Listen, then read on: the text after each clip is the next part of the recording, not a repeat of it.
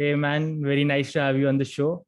Thank you. You look tired, so it is actually quite an honor to have you chunk out valuable time for us. Uh, Thank you. Thank could you. you Feelings mutual, my friend. could you do us the honor Feelings of mutual. introducing yourself? Thank you. Thank you. So, my name is Navneeth. I did my law from Amity, 2020 pass out, and ever since then, I've been practicing in criminal law, predominantly in criminal law. So, I've been dealing with NDPS cases, narcotics, and other crimes, homicidal, uh, real estate frauds. So, as I told you, I am into hardcore criminal litigation. I am into hardcore criminal litigation, and not restricted only to criminal, but let's just say I am towards court kacheri. Hmm. I am into court kacheri, to say in a very layman language. Right. So yeah, so ever since I passed out, well, I always had an inclination towards criminal law. Maybe that's why I chose this field. Maybe that's why this field has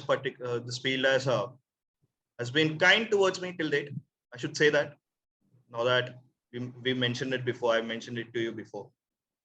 The profession has been a roller coaster ride since last 2 years, but I should say it's been kind also. So it's good, going good, and it feels good to connect to you again.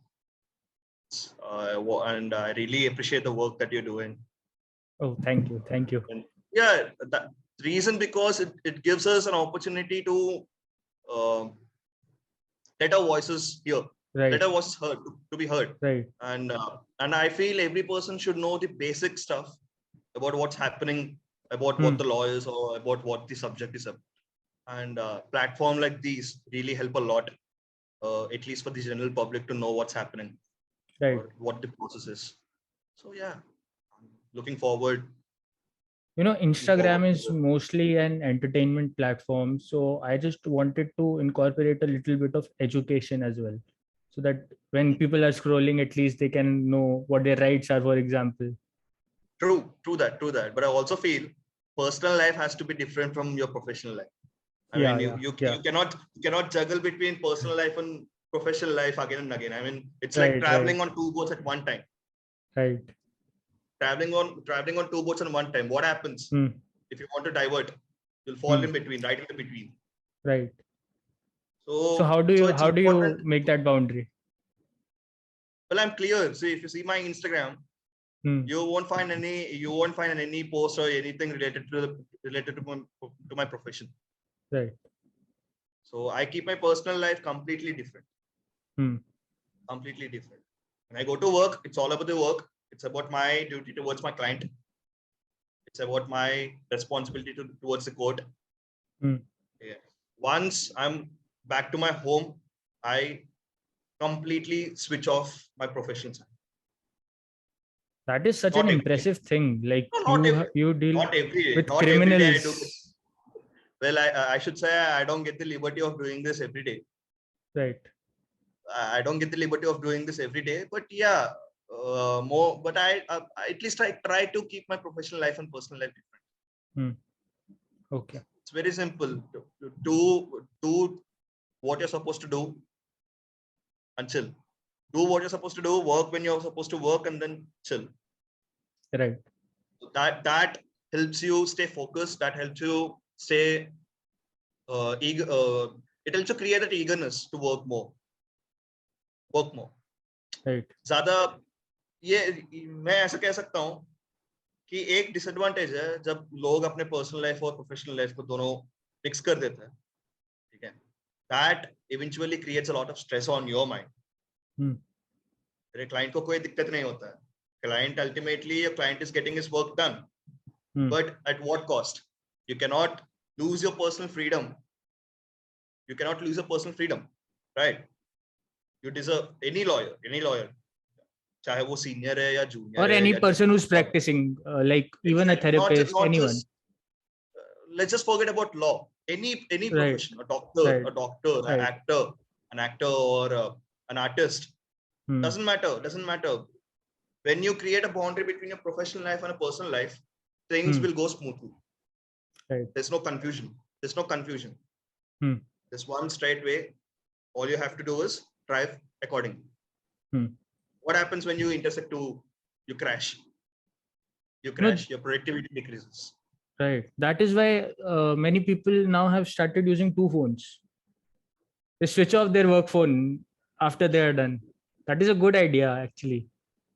Well, you're asking the wrong guy. I've been using the same number for the last 10 years now. Right. So Same here. Same here.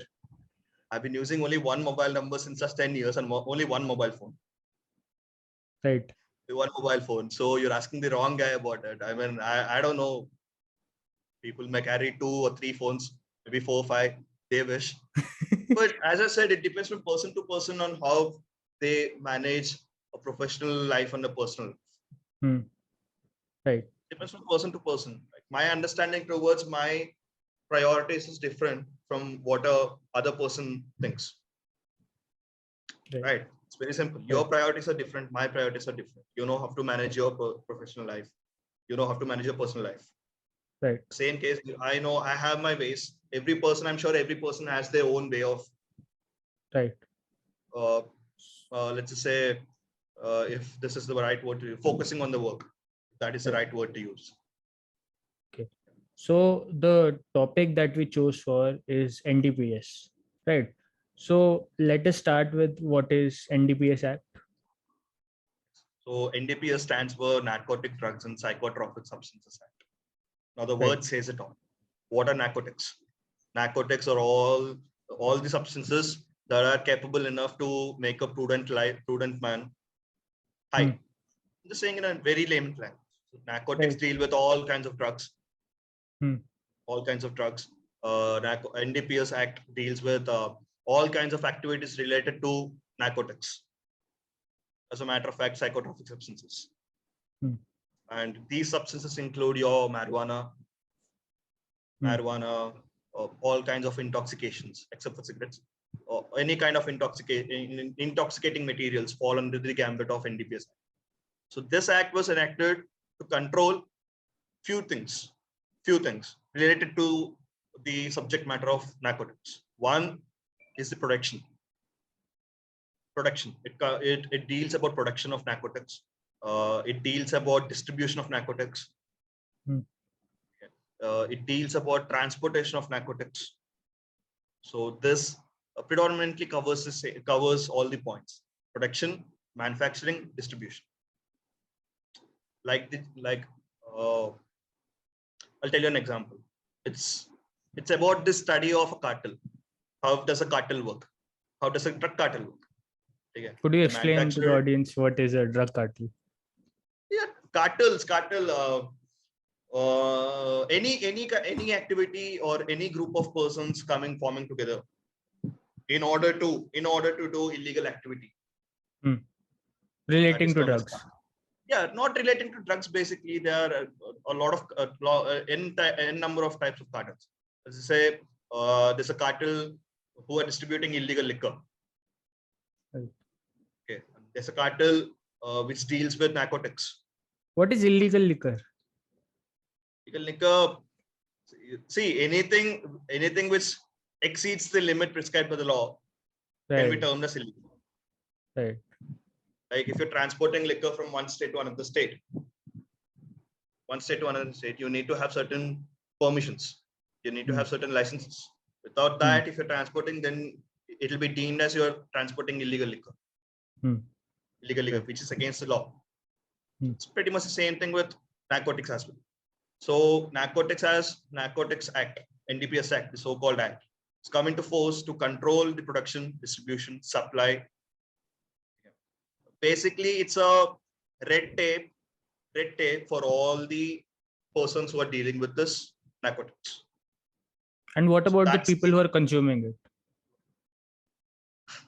Well, funny question. Let's just say there is no crime if no one commits a crime. There is no crime if no one commits a crime. So, if I have to be witty, then I could say lawyers like us, criminal lawyers like us, we live when people do crimes. अगर crime ही नहीं है तो हमारा criminal law इसका काम ही क्या है?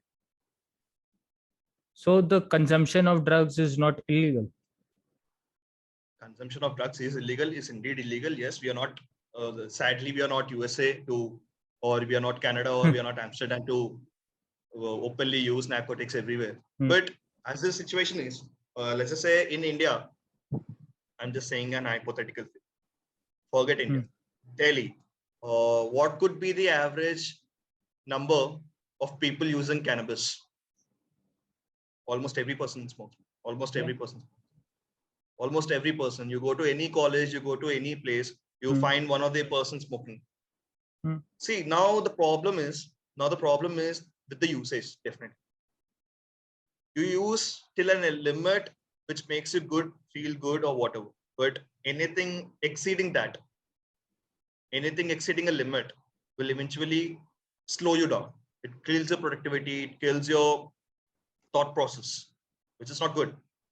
And there was a time when marijuana was properly legalized in India, long back. I mean, usage of, not legalized, I would say, but usage of cannabis was not taken strictly at time before, not now. Right. Let's just say 2 decades back or 3 decades back. Right. Usage of marijuana wasn't that strict. But coming down the years, the usage has been misused. There's something called usage and misusing it. You have a liberty, and when you start misusing that liberty, what happens? You will be forced to put into strict measures. That's what happened also. Now, with the consumption now, almost every person smokes it. Every person smokes it, and it almost became very easy to get the contraband from one place to another. That is why the act has been passed to control all these activities. So all these activities come under one gambit, one purview, which is under the NDPS Act. So any person who's found with contraband, okay, any person who's found with any kind of contraband is deemed to be an accused. So and even if he is using the contraband to use it, like consume it. Definitely, in India, the law NDPS Act doesn't differentiate between personal use and medicinal use or commercial use. It lays the same foundation. Any person found with any kind of contraband will be prosecuted. Is there any quantity also, like? Sure. Yeah. See, if you go to NDPS Act, there's a schedule mentioned, right. Schedule A, which deals about the quantity of the contraband. So I'll tell you the example of 3 drugs, the quantity of. One is the general marijuana. Marijuana, layman language mein ganja. Yeah. Anything that exceeds more than 20 kgs is a commercial quantity. 20 or more than 20 is commercial quantity, which is a non-bailable offense. Any person who is caught with a contraband exceeding 20 or more than 20 will be taken into custody, and it's a non-bailable offense. You don't have to have a warrant for arrest. Police can directly apprehend you. They will seize the contraband. They will send the samples to collection, distribution, and all. You are in jail. So the prosecution starts its usual course of business. Less than 20 is non-commercial quantity, though possessing it is still illegal. But if you are caught under 20 kilos, it's still bailable. So there's a differentiation. Okay, like suppose if a person is caught with 10 kgs of ganja with him, 10 kgs of contraband with him, it's easy for him to get a bail because it's a bailable offense. Right. But if a person is caught with 100 kgs or 200 kgs of ganja of contraband with them, then that's a non-bailable offense. So every kind of drug, there's a clear table mentioned, like opium, the quantity of opium, how much quantity is a non-commercial quantity, how much quantity of opium is commercial quantity. And the same case with cocaine, LSD, or whatever narcotics you say, there's a schedule mentioned. Now, NDPS, the best part of NDPS is that there's a procedure for everything. Right from starting of the arrest of a person to producing the sample before the court. There's a clear-cut procedure that has to be followed. And the best advantage of an accused is that if an accused believes that a investigating officer or a police officer is not following the rules properly, then he can challenge it. He can challenge. Right. He can challenge. That's how the process works. And unlike criminal cases, narcotics has a reverse burden of proof. You know what's burden of proof, right? Could you It's explain, please? yeah, I'll tell you. So burden of proof is very simple. It's very simple. Suppose a person is arrested. It's a state that has to prove that a person is guilty of an offense. Right. The state will prove that a person is actually guilty of an offense. So that, but in NDPS, if a person is caught with a contraband, he is deemed to be an accused. So the accused will prove that he is not guilty. So But there's do a you think reverse that's burden of proof. There's a reverse burden of proof. So burden of proof is not on the state; it's on the person to show, But do you to think prove it's fair? himself that he's not guilty. Sorry. You think it's fair? Well, reverse burden of proof is in different, not works in different cases, not just in NDPS. Okay. Not just in NDPS. Reverse burden of proof even works in civil cases. Even in civil cases, like for suppose, if I have a document with me, an original document, again, and if the opposite party does not have a document, and if he challenges that I do not possess the original documents, then the burden of proof lies on me to show that the documents that I possess are original. So even in civil cases, sometimes the burden of proof changes from one person to another person. But in NDPS, it's very clear the burden of proof lies on the accused itself. The burden of proof is on the accused, so he has to prove himself that he's not guilty of an offense. So that's the best part. Now that's the best part where NDPS works.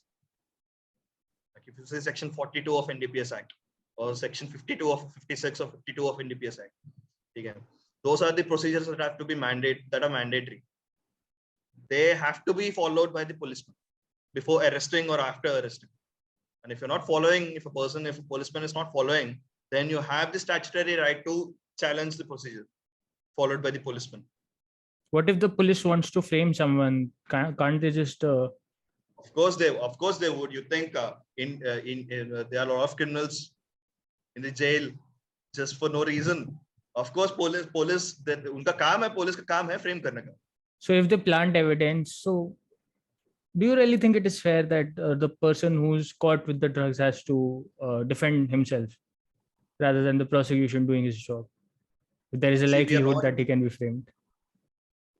Well, I should say we are not in the game of law. Sorry, my bad. Let me rephrase it. We are not in the game of justice. We are in the game of law. That is beautiful. We are not in the game of justice. We are in the game of law. Justice दिलाना मेरा काम नहीं है. Justice दिलाना जज का काम. मेरा काम है मेरा client को represent करना. Now, how will I represent my client is completely on me. Completely on me. See, there are instances where I personally represented accused who are taken into custody for homicide. I have represented accused who have been taken into custody for possessing more than 1,500 kilos of contraband. More than 1,500 kilos of contraband. Yes, I personally represented them before the High Court. But as I said, I mean, it's quite clear, it's quite evident that, yeah, the person whom you are representing is actually guilty. But as I said, justice dilana mera kaam nahi hai. Mera kaam hai mera client ko represent karna. And I'll do my best to do that. Right. I will do my complete best to do that. So that's how it works. And मैंने recently एक interview में देखा था the legendary Ram Jetmalani. उन्होंने ये कहा था कि अगर if you are refusing a case basing upon the character of a person, then you're not fit to be a lawyer. If you're refusing a case based on the character of a person, then you're not fit to be a lawyer. Character judge करना तेरा काम नहीं है, हमारा काम नहीं है. Character judging is not a part of a profession. Our profession, a part of a profession is to represent a client as much as fairly as possible before the court. And that is what I've been trying to do. Kudos, man. It's pretty much as that. Hmm. Right. So see, there are techniques actually. You need to follow the techniques of to handle an NDPS case. Handling an NDPS case is not so easy Hmm. because if things go wrong, the person is sentenced for life For life. or at least 10 years easily. Okay. Depending upon the quantity. If you're caught with commercial quantity, then the minimum years of punishment is a life imprisonment. 10 years or life. Even with cannabis. Yeah, if you're caught with commercial quantity, then my friend, you're doomed. Hmm. Getting usage of commercial quantity is different, but you're caught. Once you're caught, then you're doomed. And Especially since you have to prove. And since 2017, I must say this: the Supreme Court has been very strict towards NDPS. Now, since 2017, it has become really difficult to get a bail when a person is caught with commercial quantity. Things have changed. I mean, till 2017, it was a golden era for all criminal lawyers, especially who are dealing with NDPS And drug dealers as well. Yeah, not just NDPS or whatever cases. But since 2017, Supreme Court has followed. Supreme Court has become so strict. Hmm. Even though on record there's no provision saying that a person cannot be given bail. On record there's no provision again, but in real life scenario there are some high courts. I don't want to give the names, but there are a few high courts. They don't provide you bail for at least 180 days, minimum of 180 days. They're not providing you bail before 180 days. This is happening. Sadly, this is happening. Even though if a person is caught with minor quantity also.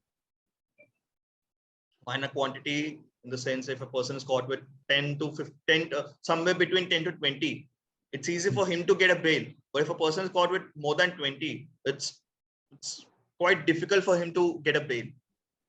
And again, it depends from the quantity to quantity. Depends from quantity to quantity. What about students? Exactly. I've been favorable enough to work in cases where the contraband was more than 1,000 kilos. 1,000 kilos. I've been fortunate enough to work on these cases. Right. Now, all these cases, I mean, recently we've been dealing with a case where 1,570 kilos of contraband has been caught. Has been caught by the NCB. Now, the trial is going on. It's a continuing process. But securing a bail for the accused in that has been difficult. Nothing to hide in this. So NDPS works differently than other criminal cases. It might look easy. It might be point to point, but it's too deep. It's very deep. I mean, it's like working in NDPS is almost as equal as swimming in an open ocean. Swimming in an open ocean. So the more deeper you go, the more you get to explore the insight of it. So I would like to ask you. It's a continuing process.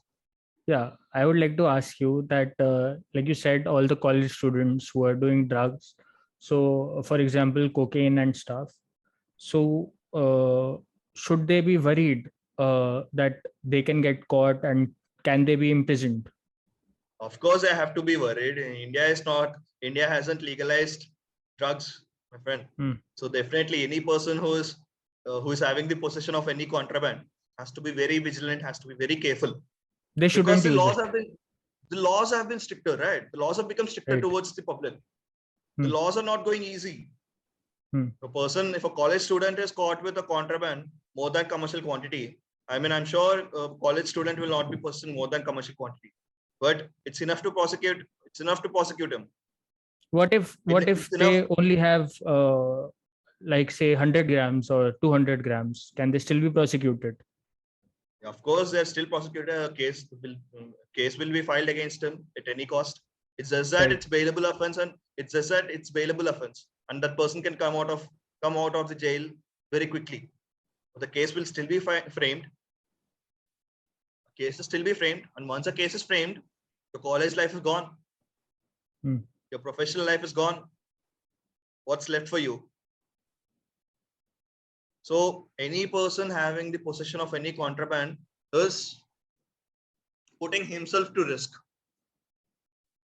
Putting himself to risk. So see, general public are unaware of the intricacies that are behind the NDPS. People are in the impression that हाँ चल ठीक है मेरे पास तो सिर्फ 10 ग्राम है अगर police पकड़ भी लिया तो 100-200 देके चले जाऊंगा नहीं NDPS doesn't work that way. NDPS doesn't work that way. You have the possession of any contraband, then that's it. That's it. A case will be framed against you. You are in the hit list again, because once a person is booked with an NDPS Act, he is under continuous surveillance even after the case is done. So that's a ongoing risk. It's a never-ending risk. It's a never-ending risk. But yeah, kudos if people can manage properly.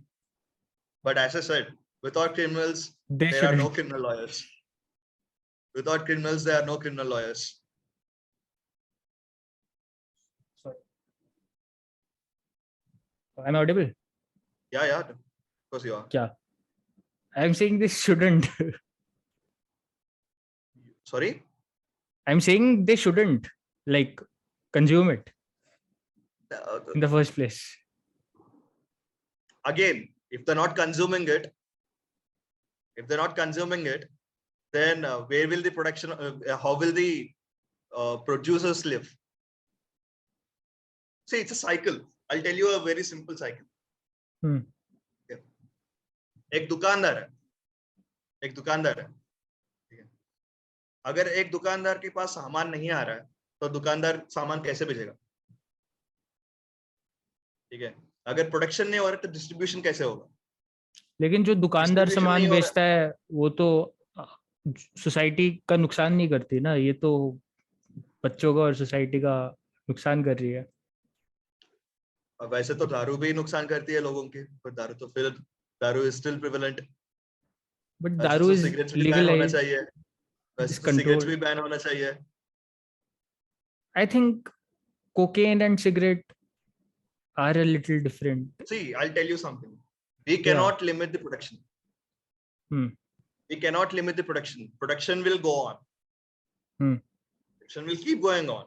All you can do is, the best you can do is create an awareness of the danger, what happens after consuming, or what happens in the worst case scenario if you get caught.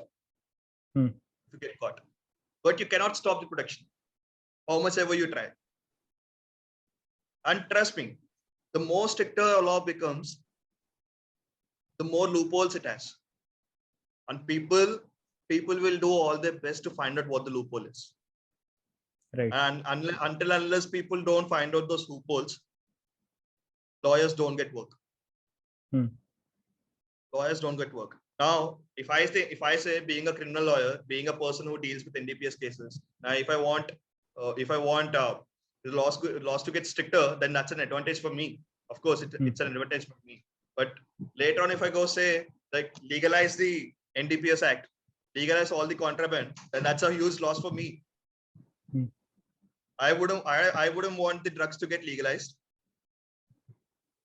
because I'm working. It's giving me the daily bread that I need. It's providing me the bread that I need.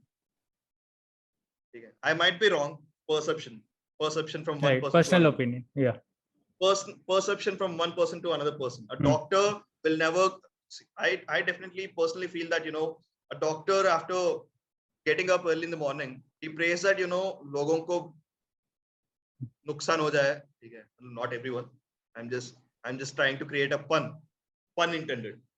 ठीक है. अगर एक doctor ये सोचेगा कि सबको कुछ नहीं होना है, ठीक है, everything has to go smooth, तो डॉक्टर को बिजनेस कहाँ से आएगा? तेरे को बिजनेस कहाँ से आएगा? वैसे if पब्लिक में क्राइम नहीं हो रही है तो how will a criminal lawyer work? Right. अगर कोई डिस्प्यूट ही नहीं है तो सिविल लॉयर्स कैसे जिएंगे? अगर कंपनी सारे रूल्स फॉलो कर रही है, company is going by all the rules,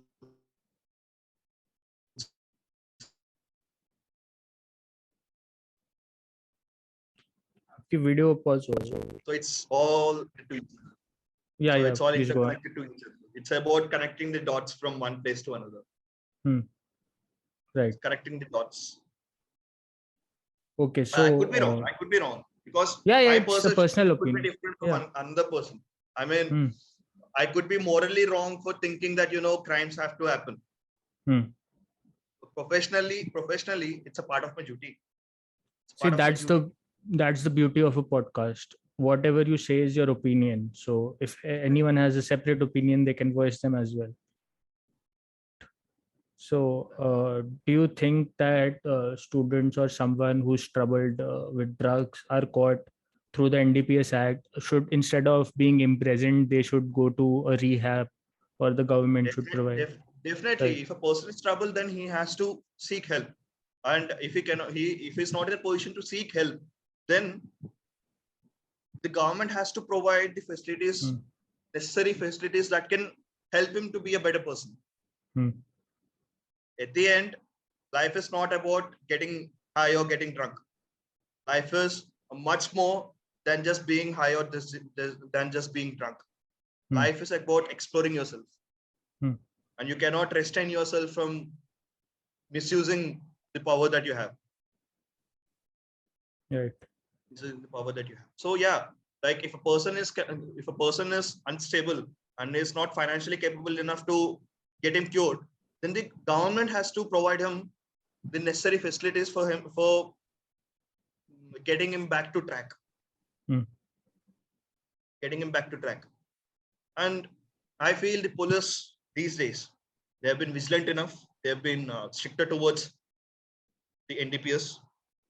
They are trying their best to curb this menace. But as I said, the more stricter it gets, people will find out a way. Ultimately, they find out a way. That is what is happening right now. Even in general public. I mean, people are in the notion that kya hoga, ek hi to joint फूक रहा हूं.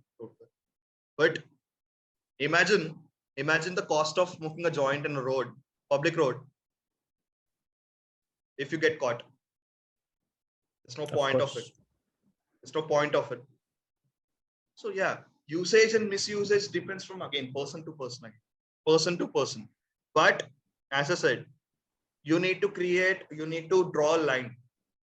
Tell what you can do, what you cannot do. There are certain things which you're not supposed to do, and you're not supposed to do that.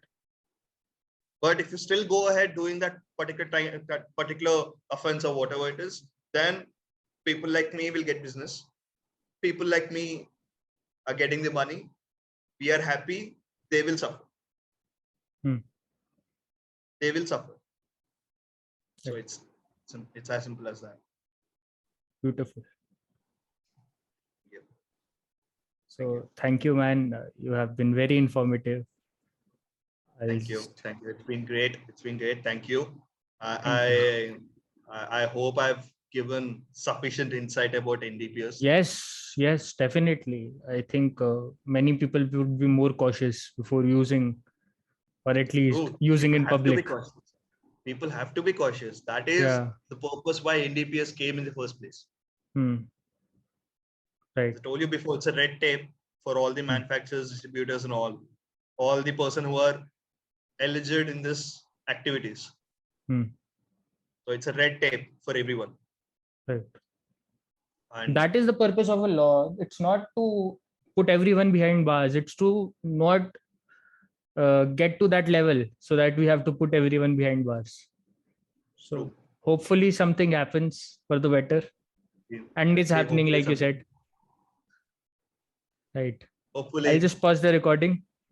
Right. Thank you so much.